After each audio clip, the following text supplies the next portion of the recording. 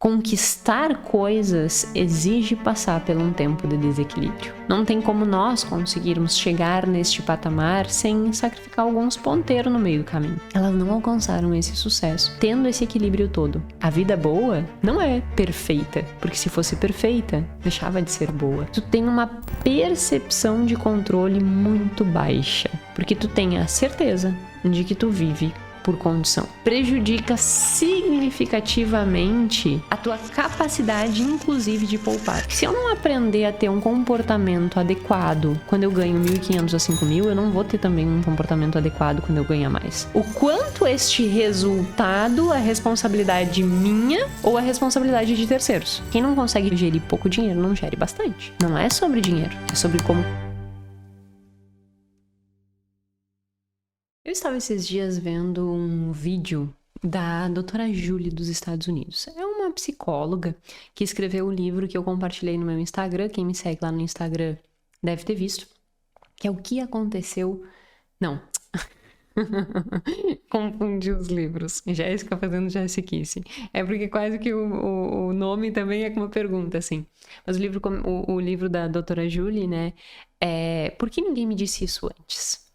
E é um livro muito interessante porque ele discute coisas do dia a dia e coisas que muitas vezes nós nos paramos pensando e entrando em conflito com a gente mesmo, né, com nós mesmos, e que esses conflitos, eles por vezes, nós queremos simplesmente sufocá-los, e ao tentar sufocá-los, isso amplifica ao invés de ajustar.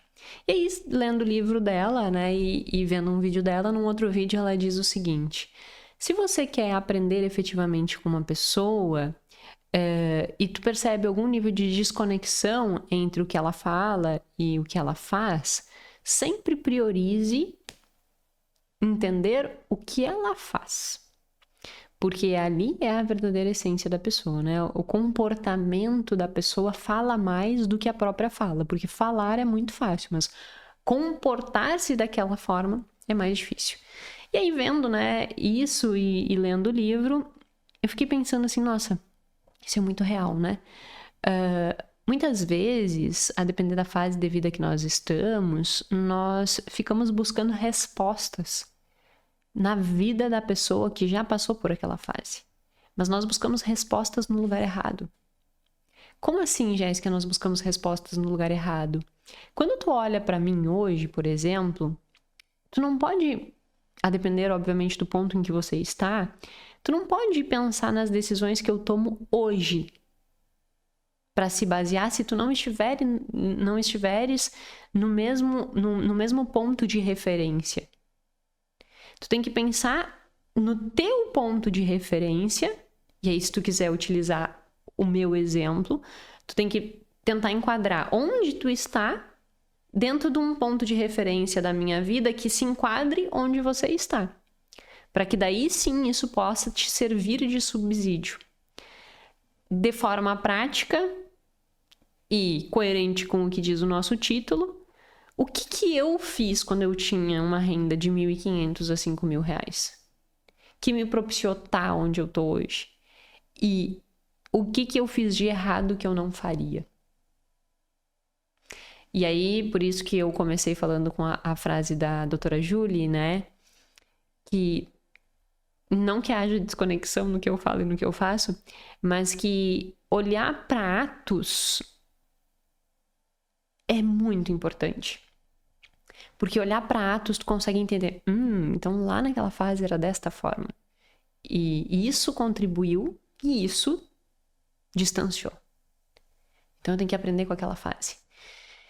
E aí, o nosso episódio de hoje é sobre isso, né? O que eu posso fazer, ou o que eu, Jéssica, fiz, que aprendi quando eu ganhava de 1.500 a 5.000 reais. O que eu fiz de certo, o que eu fiz de errado e o que eu julgo que dá para tirar de proveito daí. E, obviamente, eu não vou falar só de mim, mas vou trazer alguns exemplos de algumas clientes que passaram por isso e trazer um embasamento científico, como sempre, né? Do porquê que essa discussão importa, principalmente nessa faixa de renda e como que nós podemos nos desprender deste desafio psicológico para que nós possamos avançar, e este desafio psicológico se chama percepção de controle, ou controle percebido. E nós vamos falar sobre isso hoje, no nosso episódio número 146 do podcast Mais que Finanças, podcast em que a gente fala muito mais do que números, nós falamos de comportamento financeiro. Se você está aqui pela primeira vez, meu nome é Jéssica Câmpara, sou doutora em finanças comportamentais. Toda terça e sexta, aqui estamos com um novo episódio. E aí, para começar, o que é importante nós entendermos, né? Dentro desta faixa de renda, e tu pode também ir levando para outras faixas de renda, né? Não é porque tu não tá dentro dessa faixa que isso aqui não vai te servir de nenhuma forma. Tu, como eu disse, vai ter que ir adequando o teu ponto de referência, e também essa questão de se inspirar em outros, também tu tem que te adequar ao ponto de referência, porque por vezes a gente vai se inspirar em alguém que está num ponto de referência diferente do nosso, e aí aquilo, ao invés de contribuir, prejudica. Eu vejo muitas coisas acontecendo assim com essa questão de internet, né? Porque a pessoa olha e diz assim, nossa, mas aquela fulaninha e não sei o que, não sei o que. Tá, mas qual é o ponto de referência dela? Como que é a condição de vida dela? Como que é a tua condição de vida? É comparável? Se não é comparável, é injusto contigo tu fazer esse tipo de análise. Porque provavelmente na tua fase de vida ela não fazia isso que ela faz hoje. Ela só faz hoje porque na fase de vida anterior ela abriu mão de alguma coisa para que ela conseguisse estar onde ela está hoje. E aí, antes de entrar no ponto de vista de dinheiro, entrando no ponto de vista comportamental de alta performance, para dar um exemplo bem prático. Muitas vezes as pessoas dizem que a alta performance está no equilíbrio, né? Em que tu dorme bem, tu come bem, tu tem tempo de qualidade, tu tem baixo nível de estresse. Só que a verdade é que todo mundo que chegou lá em cima, das pessoas que eu conheço e que são muito bem-sucedidas, mas muito bem-sucedidas, coisa que quando eu era criança eu nem sabia que era possível chegar nesse patamar de ser tão bem sucedido assim, do ponto de vista de não só de ganhar dinheiro, mas no sentido de ter uma estrutura de vida que eu julgue ser uma estrutura de vida adequada, sabe? Tem qualidade de vida, tem segurança, tem liberdade, tem tempo de qualidade, tem exercício físico, tem boa alimentação, tem vínculo afetivo. Esses pilares para mim são bem importantes, né? Só que não tem como não tem como nós conseguirmos chegar neste patamar sem sacrificar alguns ponteiros no meio do caminho. E todas as pessoas que eu hoje olho e admiro, que têm essa estrutura de vida, eu olho para trás na vida delas e elas não conquistaram isso fazendo isso. Como assim? Elas não conquistaram o sucesso que elas têm, e como eu já disse, né, essa estrutura de sucesso para mim, o que representa toda esse arcabouço de vida, elas não alcançaram esse sucesso tendo esse equilíbrio todo.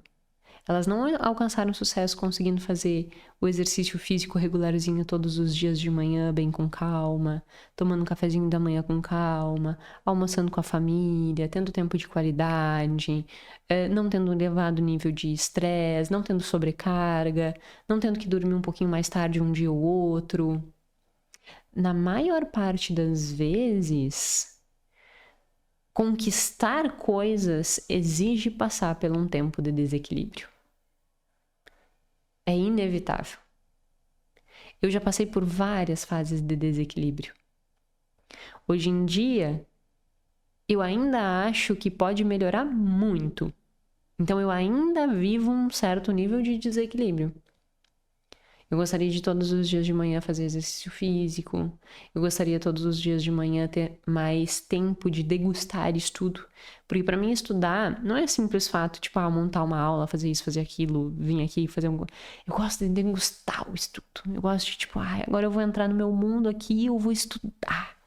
E aí eu mergulho naquilo, e aí eu viajo com tempo pra minha cabeça, sabe?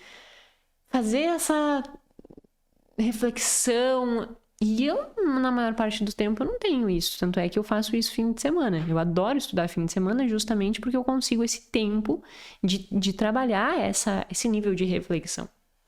E dia de semana eu ainda não consigo. Então, eu ainda vivo uma vida que eu olho e digo, eu ainda não estou num patamar que eu julgue que é exatamente aquela vida perfeita. Só que a própria pesquisa de Harvard, né, diz, uma pesquisa que faz avaliação de adultos, né, no desenvolvimento da felicidade, para entender quais são os aspectos que trazem mais felicidade. E ele diz numa frase do livro, o livro se chama A Vida Boa, e ele diz que a vida boa não é perfeita, porque se fosse perfeita, deixava de ser boa. Então, quando eu faço essa construção do que é a minha vida, entre aspas, boa, né? Não é uma vida perfeita, eu sei que não é uma vida perfeita, mas é uma vida que existe um equilíbrio maior entre as coisas que eu acho valoroso e que hoje eu ainda não consigo 100% como eu gostaria, como fazer exercício físico todas as manhãs bem regularzinho com mais tempo, né? Então, todas essas coisas fazem com que a gente entenda que, a depender do ponto de referência que eu estou, eu não vou conseguir ter este equilíbrio perfeito. Eu não vou conseguir fazer tudo que eu acho que é indispensável para uma qualidade de vida. E aí, quando eu me comparo com alguém que já tem o sucesso que eu gostaria de ter, eu olho assim, mas aquela pessoa consegue, por que eu não consigo? Porque a fase de vida dela é diferente da tua. Muitos dizem assim, a banheira de gelo. Não é a banheira de gelo que vai dar sucesso. Não é acordar às 5 da manhã que vai te dar sucesso. São outras variáveis, né? Então não é porque tu olha lá uma pessoa que tu admira que faz isso todos os dias que então eu tenho que replicar exatamente isso. Eu sempre tenho que pegar essas inspirações e entender o momento que eu estou. O que esta pessoa fazia quando ela estava vivendo uma fase parecida com o que eu estou vivendo? Lá está o conhecimento que eu preciso. Porque lá provavelmente não existe o equilíbrio todo que tem hoje. E se eu ficar almejando com a expectativa de ter o equilíbrio que tem hoje, vou me frustrar e não vou chegar lá. Porque eu tô com um ponto de referência errado. E mais uma vez, ponto de referência é a base da teoria da perspectiva, que é a base das finanças comportamentais. Eu estou iniciando a dizer isso porque quando nós trazemos isso para o dinheiro, e eu olho uma janela, né, 1.500 a 5.000 reais, essa é uma janela importante. E nós temos que olhar como referência o que eu fazia quando eu tinha essa renda. Tu não pode olhar para mim hoje e pensar assim, mas a Jéssica vai na academia e tem personal. Mas quando eu ganhava 1.500 e 5.000, eu não tinha personal. A Jéssica tem uma pessoa que vai na casa dela, faz comida, limpa a casa e faz tudo. Quando eu ganhava 1.500 reais, eu não tinha ninguém para limpar minha casa. A Jéssica, sei lá, eu não tenho muitos luxos, né? Eu sou uma pessoa muito simples. Mas, sei lá, a Jéssica pinta o cabelo no salão. Corta o cabelo no salão. Pois quando eu ganhava 1.500 a 5.000 reais, eu cortava o cabelo em casa. Eu faço até hoje as minhas unhas em casa, né? Porque eu não gosto de ficar indo no salão. E eu ainda não achei ninguém pra ir lá na minha casa. E eu gosto de fazer também. É tipo um momento de abster, assim, relaxar. Mas quando eu ganhava de 1.500 a 5.000 reais, eu cortava meu cabelo. Tem foto, assim, eu pegava o cabelo, baixava o cabelo, cortava e depois ia tentando fazer os remendos que fosse necessário, assim. E no final das contas, eu passei um bom tempo, assim, cortando meu próprio cabelo. A Jéssica vai em sushi, pois quando eu ganhava de 1.500 a 5.000 reais, nós pedíamos sushi, nós fazíamos, a vez que nós comemos, nós fizemos sushi em casa. Então, é esse tipo de comportamento que a gente precisa olhar, por isso que eu comecei com o exemplo da Júlia, né? Que se tu vai olhar para o que a pessoa diz e o que ela se comporta, tenta pegar o que ela se comporta. E por isso que eu tô trazendo esses exemplos, né? Como que eu me comportava quando eu tinha essa renda? E que eu julgo que foi importantíssimo para chegar onde eu cheguei. E também tem coisas que eu não fiz. E que agora a gente vai entender o que eu não fiz, que eu também julgo serem importantes serem analisadas. Então, o que eu fiz quando eu ganhava essa renda? Essa renda, então, eu ganhava quando quando eu vim pra cá, pra Floripa, né? A bolsa de doutorado é 2.200, então eu tinha essa renda. E o Gui ganhava 1.300. Então, nós dois juntos dava menos de 5. E aí tinha que pagar aluguel, água, condomínio, luz, internet, tudo que todo mundo tem que pagar. Que aqui a gente tinha a vida que todo mundo vive, né? O que nós fazíamos? Desde combustível eu economizava. Vamos pra praia, não, vamos pra beira-mar de a pé. Comida, nós fazíamos muita comida em casa. Porque nós pensávamos assim, pedir comida é muito caro e fazia muita diferença no nosso orçamento. Então a gente não pode pedir comida. Então vamos nos reunir e vamos fazer comida em casa. E aí nós fazíamos comida em casa. E essas coisas, assim, eu cortava meu cabelo, eu fazia bolacha. O Gui adora pé de moleque, nós fazíamos pé de moleque em casa. Uma coisa que eu nunca abri mão foi o banho da Pitu. Isso eu nunca abri mão. Porque a Pituca já morava... Nós já tínhamos a Pituca, né? E a Pituca é peluda. Alguém esses dias disse aqui. Não sei se não me acompanha no Instagram. No Instagram eu mostro a Pituzinha. Mas alguém disse assim, mostra a Pituzinha um dia. Ela tá aqui do meu ladinho. Mimindo, mimindo, mimindo. Né, Pituzinha? Pituquinha, para quem não tá entendendo nada, a Pituca é a nossa cachorrinha. E a Pitu, ela seguia tomando banho. Ela é uma lhasa apso, tem pelo, né? E aí eu disse, não, ela eu vou. Mas faxina na minha casa, quem fazia? Comida, quem fazia era eu. Tudo. Desde esfregar o banheiro, o vaso, o chão, fazer comida. Tudo era nós que fazíamos. Ah, Jéssica, mas com essa renda, morando num aluguel menor, tu conseguiria dar uma flexibilizada? Não. E aí entra o assunto que é o assunto técnico do dia de hoje. O que acontece? Quando nós temos uma renda que a vida por si só já te deixa muito próximo a bater o quanto tu ganha, e o que eu digo a vida por si só? Aluguel, água, luz, telefone, internet, alimentação, transporte. Quando estas coisas, que são coisas essenciais, elas por si só, elas já batem na tua renda, ou seja, tu tem pouca folga financeira, tu tem uma percepção de controle muito baixa. Porque tu tem a certeza de que tu vive por condição. Então, tu sobrevaloriza o fato de que tu não pode ir no sushi. Tu sobrevaloriza o fato de que tu não pode ir no cabeleireiro cortar o cabelo. Tu sobrevaloriza o fato de que tu não vai fazer a tua unha. Tu sobrevaloriza vários fatos que vão fazendo com que tu vá sofrendo mais. E aí tu pensa, mas eu não tenho controle disso.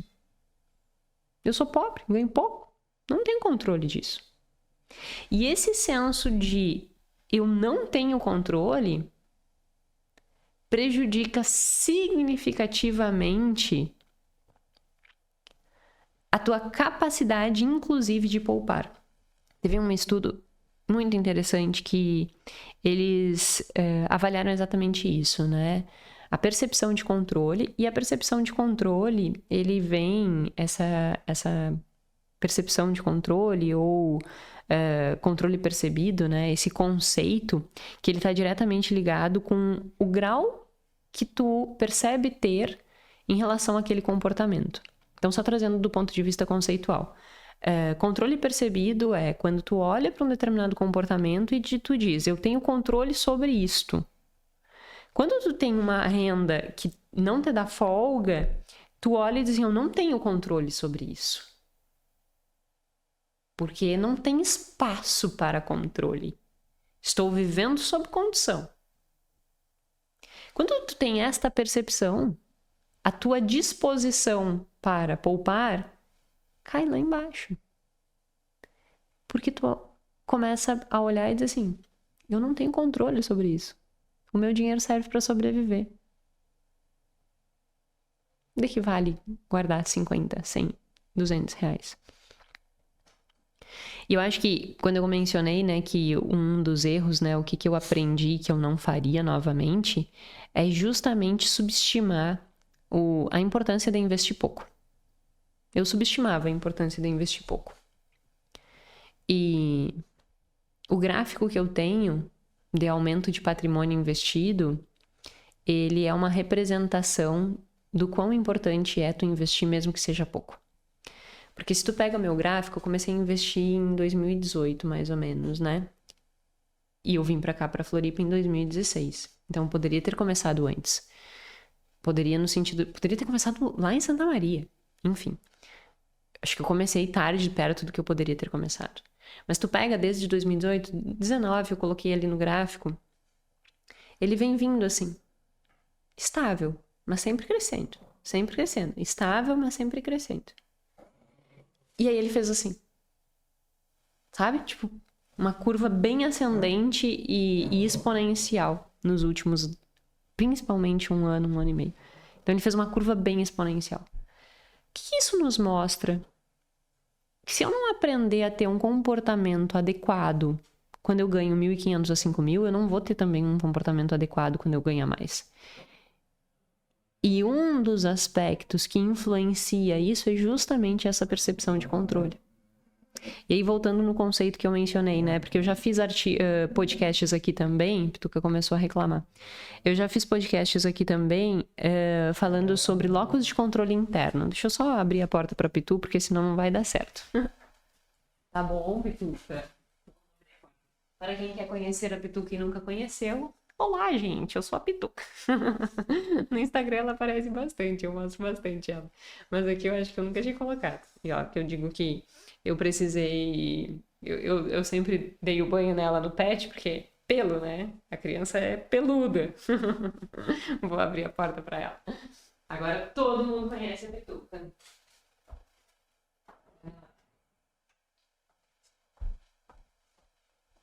Pituca apresentada. A distinção de conceito que eu estava dizendo é que controle percebido está diretamente relacionado com essa facilidade que eu percebo de exercer determinado comportamento. Então, se eu percebo que eu não tenho controle sobre o meu dinheiro e eu olho para poupança e investimentos e eu acho que eu não vou conseguir porque eu não tenho controle sobre as minhas escolhas financeiras, porque eu vivo por condição, porque inicio o mês e eu já não tenho mais folga nenhuma, eu vou poupar menos. Minha intenção de poupar vai ser menor, porque a minha percepção de controle é baixa. E isso é diferente de locus de controle interno, que eu já discuti aqui em outros podcasts. O locus de controle interno, ele tem a ver com o quanto eu olho para algo e eu julgo que aquilo é minha responsabilidade ou responsabilidade do outro. Então, locus de controle interno, aquilo é minha responsabilidade. Locus de controle externo, aquilo é responsabilidade do outro. Então, locus de controle é diferente de controle percebido. O controle percebido é o quanto eu consigo controlar esse comportamento. Locus de controle interno é o quanto este resultado é responsabilidade minha ou é responsabilidade de terceiros. E esses dois conceitos são ainda diferentes de percepção de autoeficácia. Só fazendo um apanhado conceituais aqui, né? É ainda diferente de percepção de autoeficácia. Por quê? O que é a percepção de autoeficácia? É o quanto eu me acho capaz para fazer aquilo, que também tem influência nesse contexto. Então, tem influência nesse contexto eu olhar e dizer assim, eu acho que eu não dou conta. Aí soma-se, eu não tenho controle. Por que percepção de falta de controle aqui? Porque eu não tenho folga. Se eu não tenho folga, eu vivo por condição. E soma-se ainda que eu não vou dar conta. Percepção de baixa autoeficácia. E aí, se eu somar com este contexto, uma pessoa que vai dizer assim, e eu não adianta nem tentar, porque tudo é tão caro, inflação alta, governo isso, governo aquilo, meu chefe isso, meu chefe aquilo, pronto. Se eu somei baixa percepção de controle, baixa percepção de autoeficácia, baixo locus de controle interno e adicionar aí percepção de escassez, é como se tu estivesse realmente olhando para tua condição atual e dizendo: não há possibilidade alguma de construir uma vida com mais segurança e liberdade. Ou seja, construir uma vida com maior bem-estar financeiro. Eu nunca vou conseguir sair de receber e pagar conta, receber e pagar conta, receber e pagar conta, receber e pagar conta. Então não negligencie essa fase. Começa com R$10, R$5, R$50. Não negligencie essa fase. E para além disso, de não negligenciar essa fase de começar a fazer aportes, mesmo que sejam pequenos, justamente porque tu precisa aprender a te comportar adequadamente com pouco, para que depois, quando tu tenha muito, tu consiga manter isso. Porque quem não consegue gerir pouco dinheiro, não gere bastante. Não é sobre dinheiro. É sobre como que tu te relaciona com ele, independente de quanto seja. Para além disso, tenha uma estrutura de vida que sim, tu vai ter que abrir mão de alguns pilares que tu julga importante. E aí é que eu entro em coisas que para muitas pessoas é um sacrifício. E eu digo isso por causa de muitos clientes que eu tive. Muitos clientes que eu tinha, principalmente mulheres, os homens têm outros desafios, mas as mulheres têm esse desafio, né? Muitas mulheres que eu atendia, somado a esse combo, acabam tendo baixa percepção de autoeficácia. Baixa percepção de autoeficácia, eu já falei, né? Mas acabam tendo baixa autoestima. Então ela se acha um caco. E aí ela julga que se ela gastar dinheiro com estética, ela vai ficar bem. Então ela quer ir no salão todos os dias. Porque ela olha e diz assim: Jéssica, eu preciso fazer a minha unha no salão, tu não tá entendendo. Eu preciso fazer a minha sobrancelha no salão. Até hoje eu faço a minha sobrancelha. Eu não vou no salão pra tirar a sobrancelha, eu faço a minha sobrancelha. Até hoje. Porque eu me acostumei. E aí já virou hábito, já faz parte de mim. Não, mas eu não sei. Tu já tentou? Não, mas eu preciso fazer minha sobrancelha no salão. Tu nunca nem tentou. Ah, meu cabelo eu preciso, porque meu cabelo isso, meu cabelo aquilo. Tu já tentou cortar teu cabelo em casa? Ah, Jéssica, mas isso é muito radical. Aí eu volto no que eu tava dizendo. Tu não pode olhar pessoas que estão em ponto de referência diferente e querer ter a vida que elas têm. A Jéssica que ganhava R$1.500 a R$5.000 não tinha a vida que a Jéssica tem hoje. Embora eu aumentei pouquíssimo o meu custo de vida, a minha vida hoje é muito diferente da minha vida que eu tinha lá. Porque eu me limitava. E não me limitava no sentido de sofrer. Mas eu sabia que eu teria que abrir mão de algumas coisas. E aí, eu tô dando esse exemplo porque eu vejo que ele é um calcanhar de Aquiles para muitas mulheres. É a unha, é o cabelo, é a sobrancelha, é a depilação, é a pele. Aí começa a comprar cosméticos. Ah, mas eu não posso viver sem esse creme, não sei o que, não sei o que. Eu não posso viver sem esse shampoo, não sei o que, não sei o que. E aí tu vai somar no final do mês, deu R$1.000. 300, R$400 para fazer cabelo, mão, óbvio, né? Dependendo da cidade que tu mora. Aqui em Floripa, não é difícil gastar R$1.000 com essas coisas.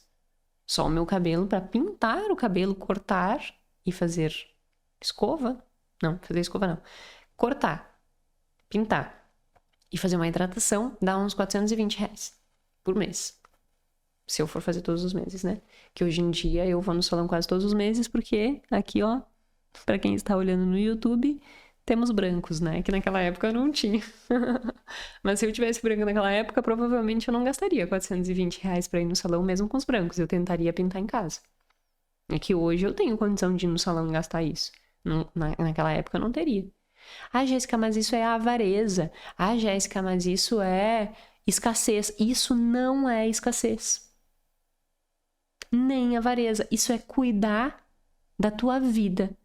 É tu regar o que efetivamente é importante, que é a tua segurança e comprar a tua liberdade. Só que daí tu tem que ir... Eu ia dizer ressignificando, mas eu odeio essa palavra. Porque ficam usando essa palavra por aí...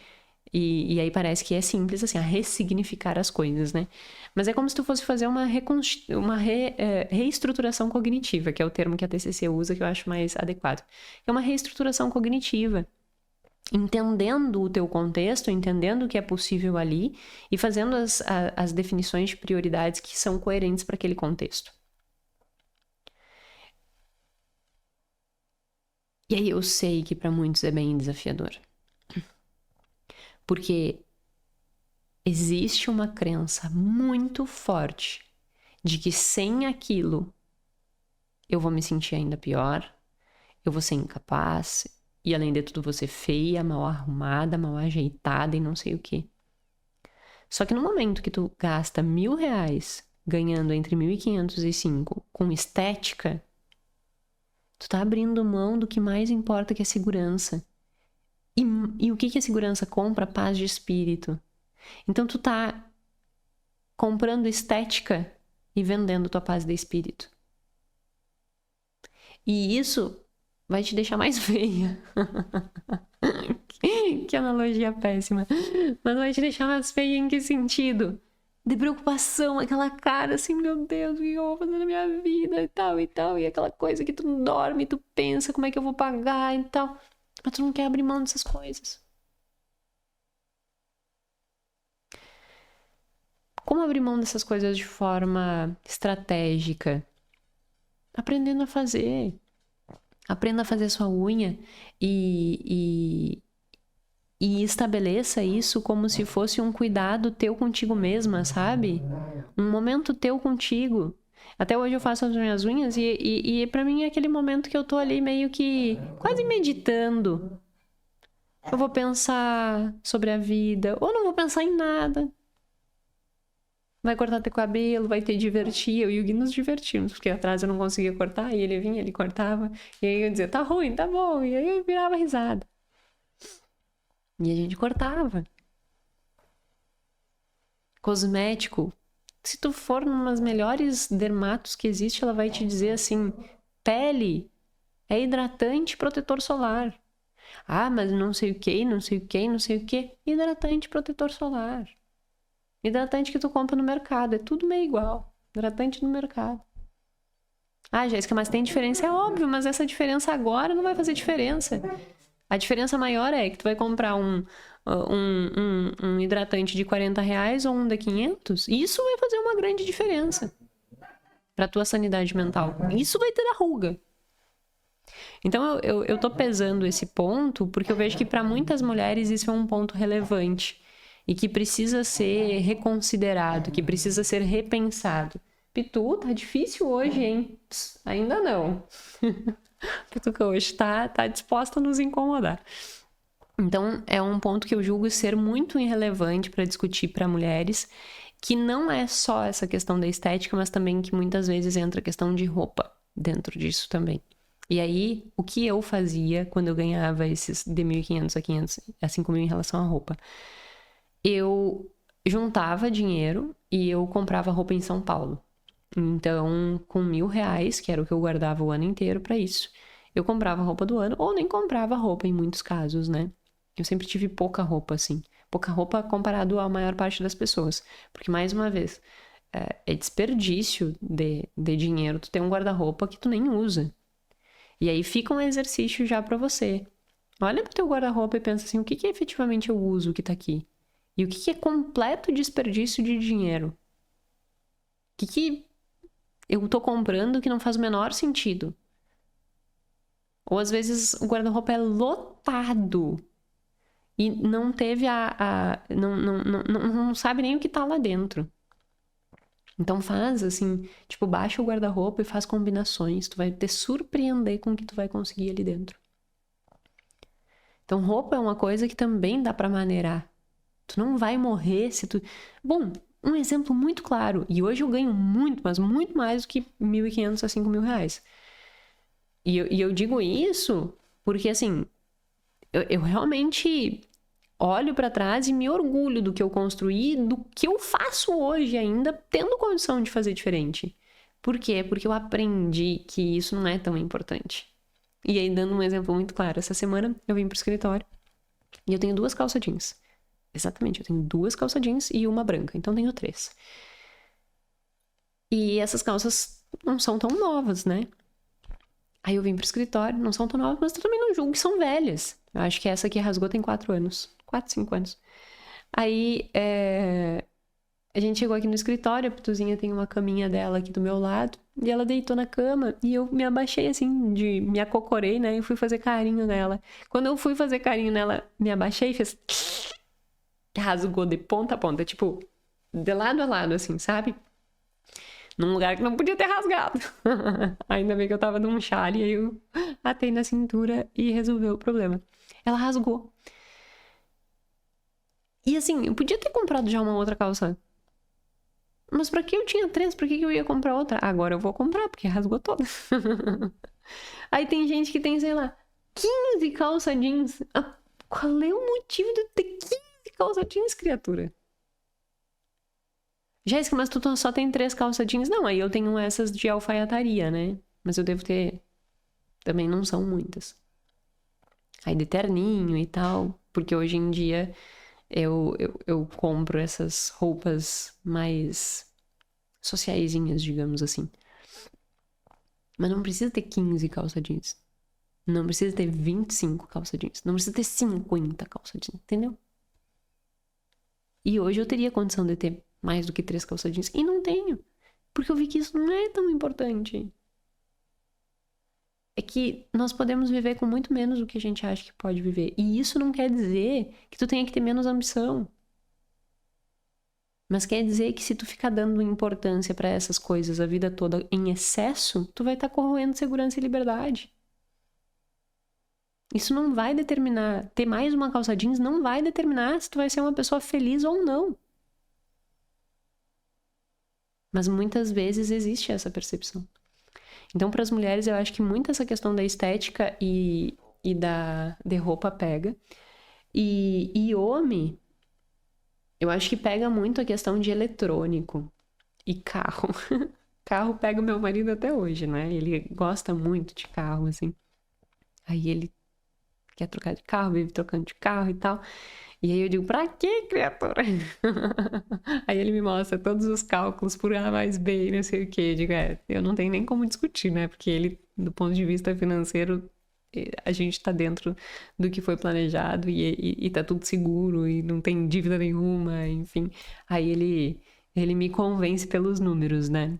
Ainda que não me convença 100%, porque eu, tipo, acho que não precisava. Mas, tudo bem. Eu não posso negar que os números permitem. Aí ele me acalma nesse sentido. Então, homem tem essa questão. Só que daí é isso, tem que ser a decisão, embora o Gui diz assim, eu sei que as minhas decisões em relação a carro são hedônicas. Mas hoje nós podemos ter isso, né? E lá atrás, eu também acho que nós cometemos esse erro, sabe? Em relação a carro. Nós nunca compramos carro financiado, isso é inaceitável. Carro financiado é inaceitável. Tu vai pagar 3 carros ao invés de 1. Mas já é isso que eu tenho, e agora o que eu faço? Vai tentar renegociar, entregar. Carro financiado, assim, não tem que justifique que isso é um bom caminho. Então, nós nunca fizemos isso, mas eu acho que proporcionalmente o valor que nós tínhamos de carro nessa época, de 1.500 a 5.000 reais de renda, o valor que nós tínhamos do carro era muito, mas muito superior ao que nós tínhamos de reserva, entendeu? Então, eu penso que naquela ocasião isso foi um erro, assim. Eu vejo que o valor proporcional do bem carro era muito superior do que deveria ser. Então, isso é um erro que homens cometem, né? Se eu fosse sozinha, talvez eu não teria cometido esse erro, não sei. Mas o Gui sempre gostou muito de carro e eu acredito que nós cometemos esse erro nessa fase. Então, tinha carro e um carro que tinha um valor de patrimônio superior ao que seria cabível naquela condição. Isso seria um erro que eu julgo que poderia ter sido melhor. Mas para os homens, no geral, cuidar essa questão de carro, como eu tô dizendo, eu acho que nós erramos nisso, eu e o Gui, né? Passou do limite que poderia ter naquela época. Hoje em dia, cabe realmente o que tem razão, mas naquela época eu julgo que não faria tanto sentido. Então, o homem tem que cuidar disso, e eletrônico. Troca de telefone, troca de computador, troca de câmera, troca disso, troca daquilo. Ah, mas saiu novo, não sei o quê. Então, a depender, o homem gasta muito com essas coisas, e os estudos eles nos apontam que, embora a mulher tenha maior número de aquisições, o homem tem aquisições mais caras. E quando tu tá numa fase de construção, que dentro dessa fase, né, de renda de 1.500 a 5.000 reais, não é uma fase que tu possa gastar com esse tipo de coisa. Então, ter esse nível de consciência é super importante, porque fazendo tudo isso, cuidando mais, e aí somando, né, o comportamento do homem e da mulher, se caso exista um casal, ou se é sozinho, o que for coerente para cada um, somando esses comportamentos de não gastar com excesso em termos de cuidado pessoal, com roupa, com alimentação que serve para os dois, com eletrônicos, juntando todas essas coisas, eu julgo que, e tendo uma percepção, uma intenção maior para começar a investir um pouquinho, nem que seja, não negligenciar, né, esse investimento, por menor que ele seja, eu julgo que tu consegue tirar um melhor proveito dessa fase de vida de 1.500 e 5.000 reais. E que isso vai fazer com que tu tenha toda a diferença, não incorrendo em todos esses erros que eu mencionei, de baixa percepção de controle percebido, baixa autoeficácia, baixo lote de controle interno, baixa autoestima, se cuidar, escassez, se cuidares tudo isso e ter um comportamento alinhado, é uma fase que, sem dúvida nenhuma, tu vai conseguir já estar estruturando a tua segurança e a tua liberdade. Só que se tu errar nessa fase, pode ser que corrompa e corroa todas as fases seguintes que poderiam efetivamente te dar segurança e liberdade. Então, cuidado. Essa é realmente uma fase muito importante. Que a discussão de hoje te traga bons insights. Tá certo? Meu muito obrigada e até a semana que vem.